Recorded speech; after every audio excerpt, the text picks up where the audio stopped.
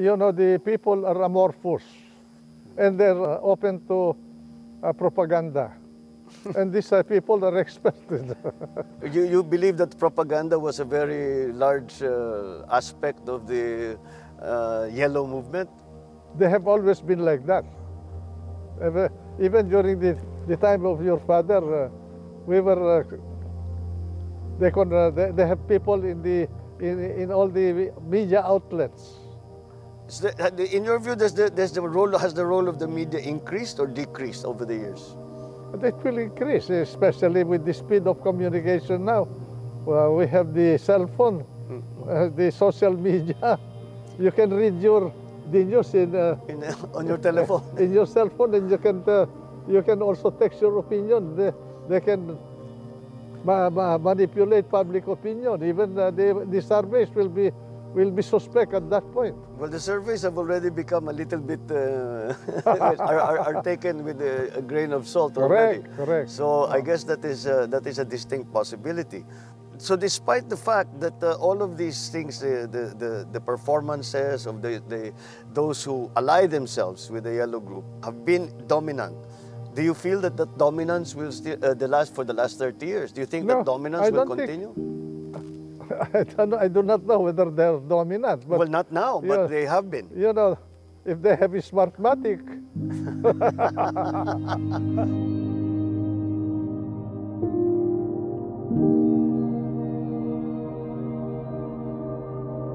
Bongbong, when I was in that government, I knew that I was there only temporarily because from the very start, I was actually like a pariah in the cabinet of Cory. Yes, because you were considered the main implementer of martial law. And I think some of the orders that were signed by you and by then President Marcos. So kayo talaga ang sinisisi doon sa martial law. At saka, hindi lang yun eh. 1 month after your father departed, I thought he will reopen the Batasan Pambansa. No, he did not reopen. What she did was to consolidate power unto herself by writing her own revolutionary constitution and assumed the powers, the executive power and the legislative power. The only thing she left was judicial power. In the face of all of this, I think we come to the question: how did you think Cory did as president?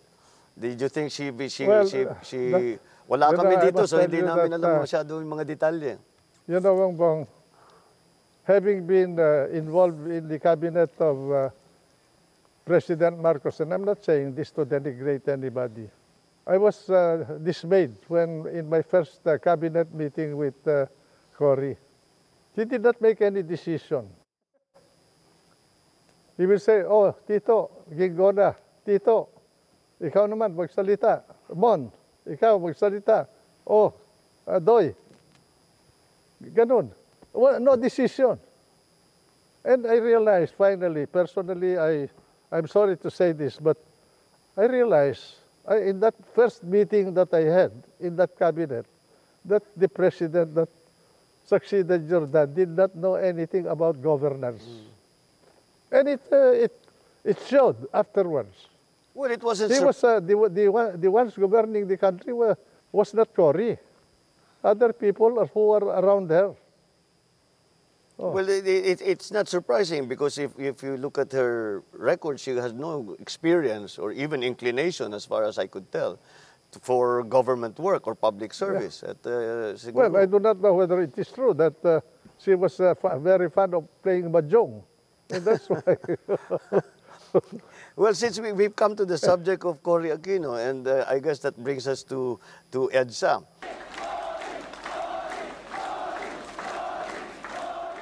We've had more than one, we number them, EDSA 1 and EDSA 2.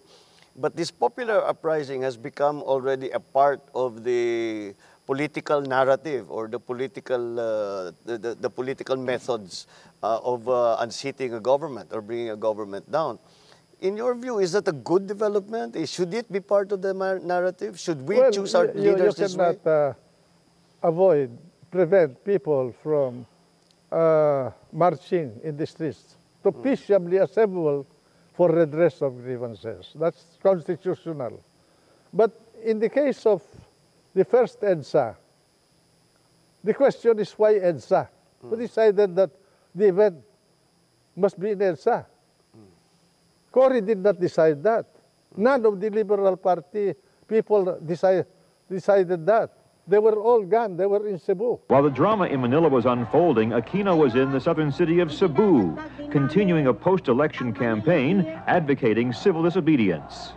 It was there because we went to Camp Aguinaldo, right. and that is where the confrontation took place. Now, as far as we were concerned in the RAM, we never planned to involve the people. It was plainly, purely a military action, but with one condition, that we will not harm the president and his family. It just happened that it burst that day because of things that I do not want to discuss now, no? Involving a group of generals who had also a political plan. I do not know whether your father, I'm sure your father did not know, or your mother.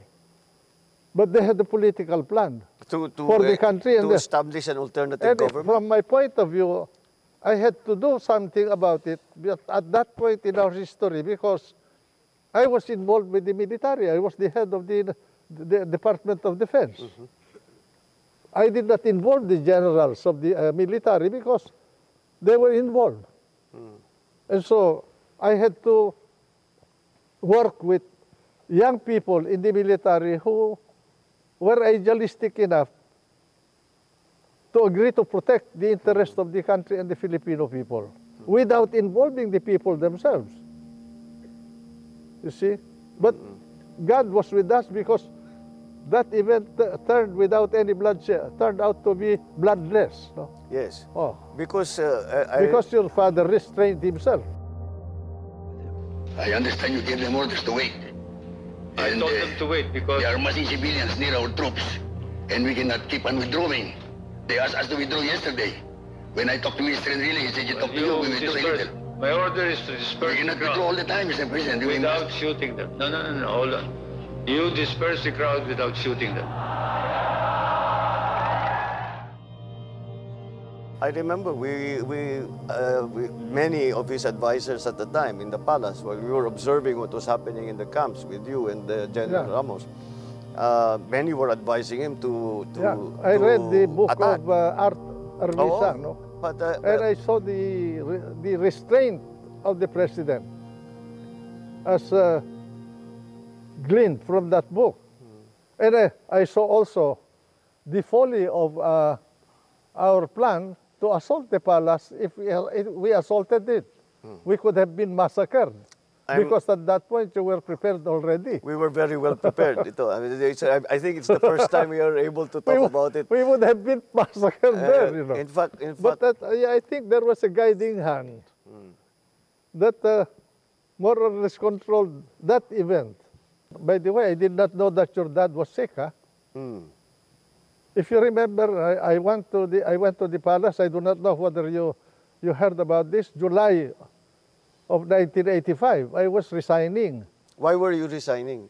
Because some people reported to the president that my men in the Department of Defense were scaling buildings at night.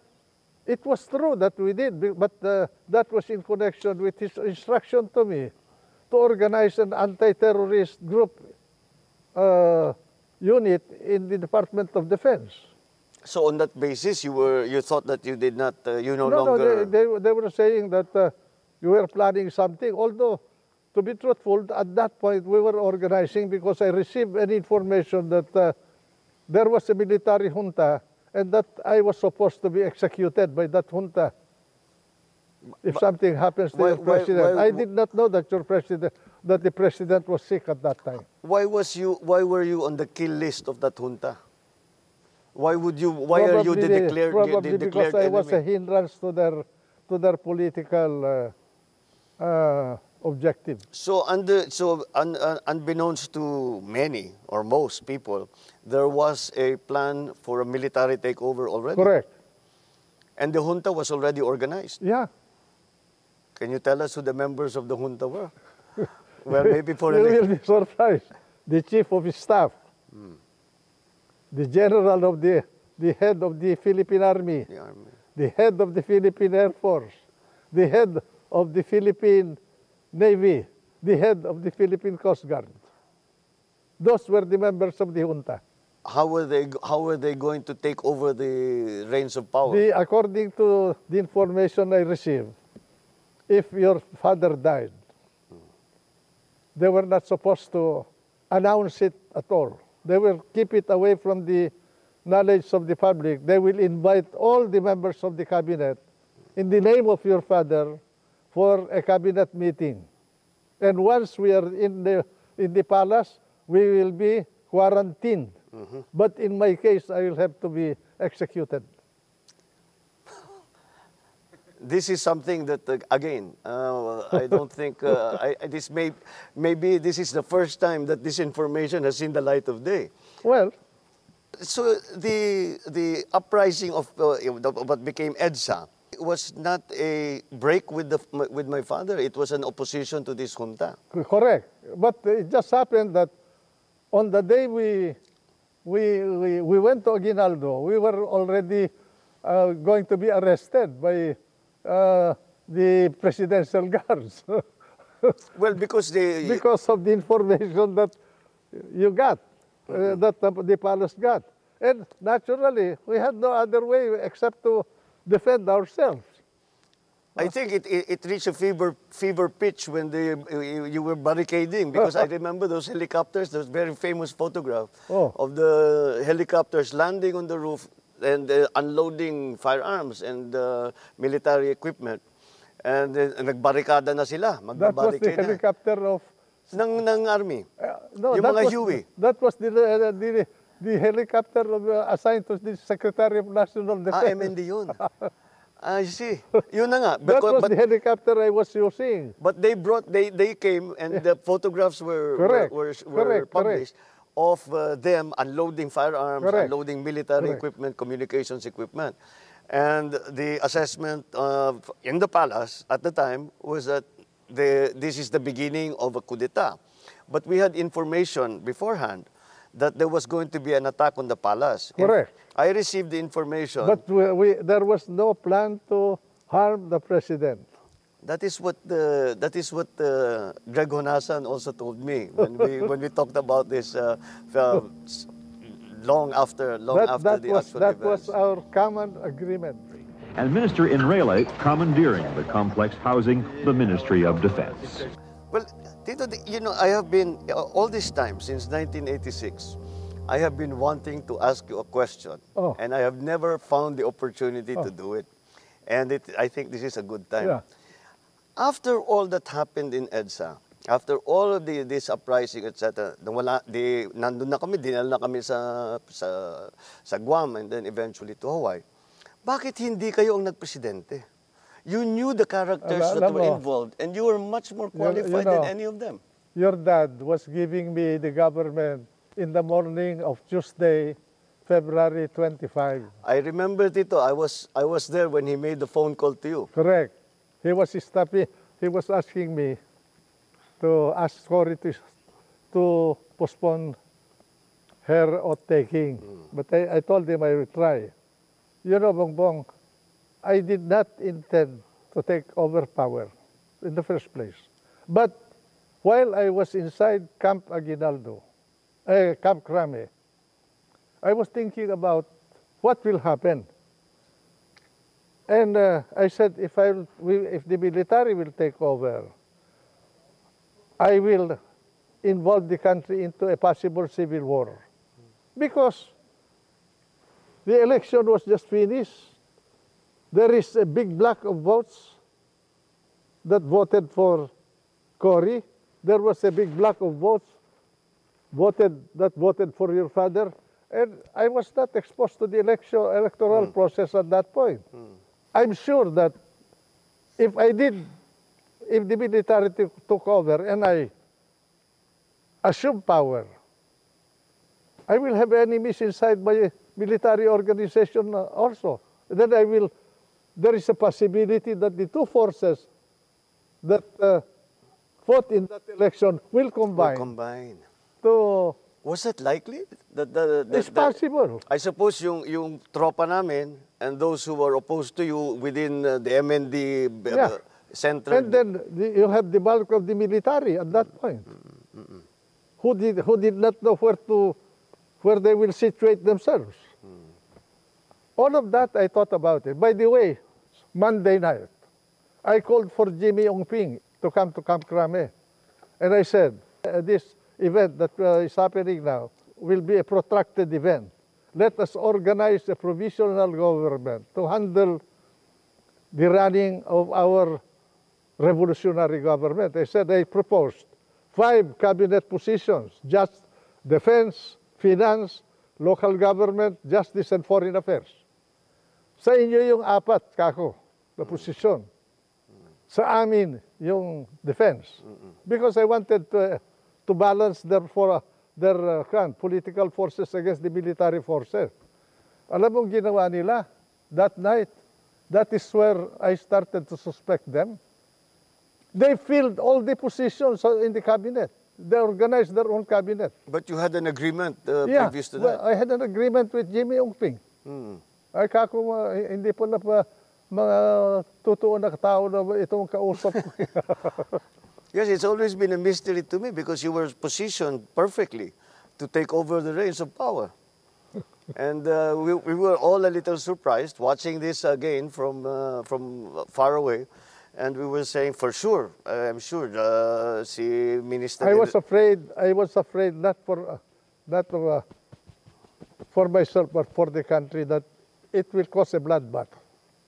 I think you were similar in thinking to my father because one of the reasons, and I asked him this directly, is that why were you so hesitant to use force in 1986? Nung talagang papasukin na yung palasyo, binobomba na tayo, binabaril na tayo, ganun. Why were you not, marami naman kaming tropa, we were very well prepared. Because as I said, we received the information of an imminent attack on the palace 1 week before. You and General Ramos went to Crame and made your stand in Crame. So we had the chance to prepare. So we were wondering, why did we not fight back with force? And he said that would have been the beginning of a civil war, which I think is exactly the way you saw it. That afternoon of when you left the palace, I do not know whether you were with the president. I was. When he called me, first he asked me, do you have any troops around the palace? I said, Mr. President, we do not have any troops around the palace. I said, and, but there are people firing at us. Well, those are not our people. Can you send someone to help us to stop those firings? And so I said, I will send General Olivas there. Then I mentioned to him that I have just spoken to Ambassador Bosworth. Bosworth at the time. At the time. And then he stopped for a while. And then he said, can you call him back and ask him to make available to me the services of General Allen, Teddy Allen, so that we can leave Malacanang. I called up Bosworth after our conversation. I called up Bosworth and I told him about the request of the president.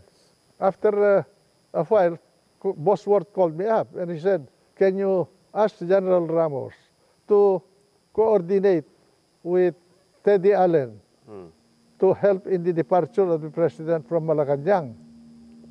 And that's what I did. I remember very well that it was General Allen. We remember we were waiting for the American helicopters. Yeah. Because the presidential helicopters was also in Malacanang Park. Yeah. But they had already been strafed.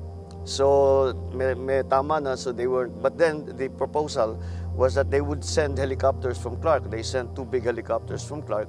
And I remember when we crossed Pasig River, the officer who met us was General Allen.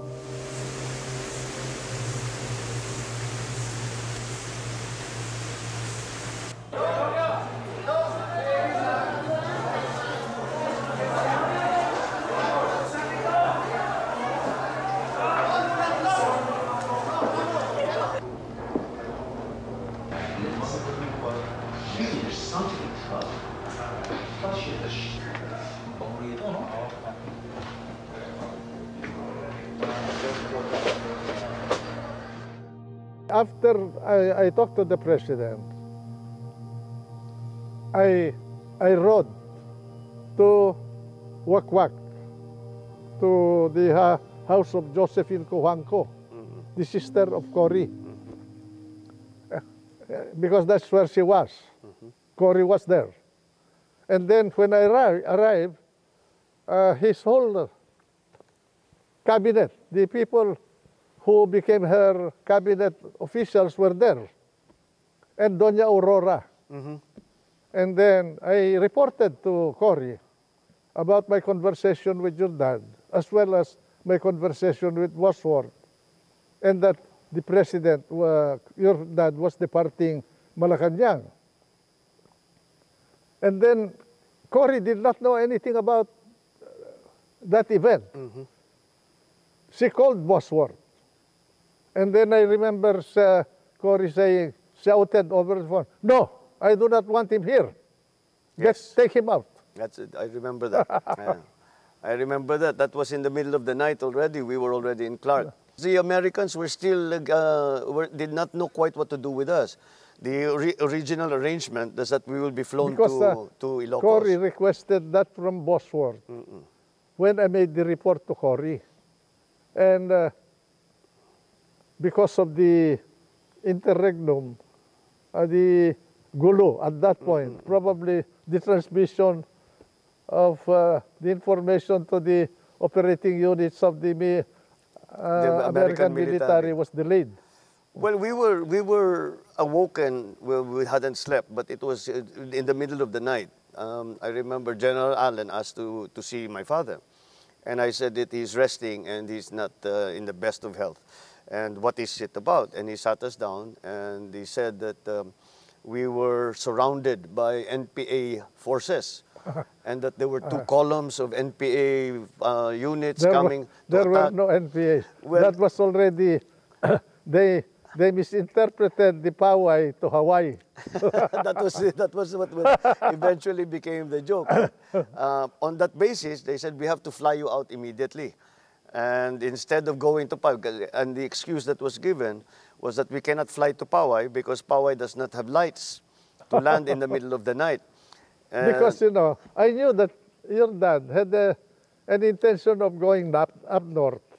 Because in the morning of Tuesday, he asked, if I go north, do you think I'll be protected? Of course, I told him.